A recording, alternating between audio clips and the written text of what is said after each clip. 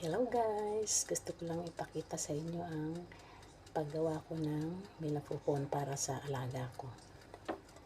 1/4 ng bell pepper at 2 milafufon. Ganito lang, binabalatan ko siya ng ganito. Yan. Tapos, hihiwain natin siya ng pino, bilog,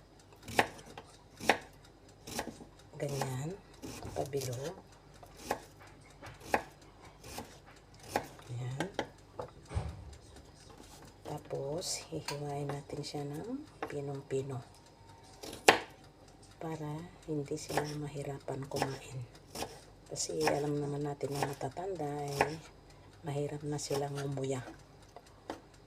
Kaya ganyan, pinong-pino. Yan. Oh, yan. Yan, in-slice natin ng pabilog, tapos siwain natin ng ganyan. Pinong-pino siya. Yan.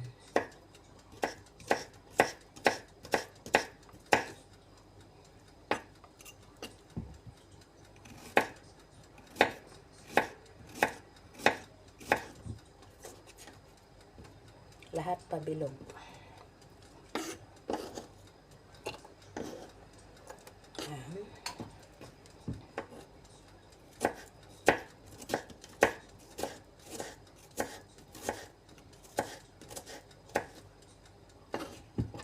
Favorite ni Lola yan. Tuwang-tuwa siya sa paghiwa ko ng pinong-pino. Ayan, kailangan makuha natin ang kiliti nila, paano nila gusto yung pagkain. Ayan, nasa diskarte lang natin yan. Ayan, ganyan ang ginagawa ko pag salad milafufon. Ayan, 2 pipino, kasi na sa amin 2. May sobra pa. Ayan.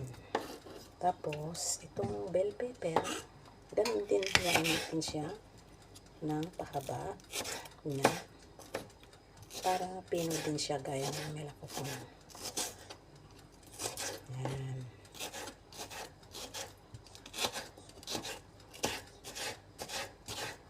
Ayan. Ganun lang. Para madali lang nilang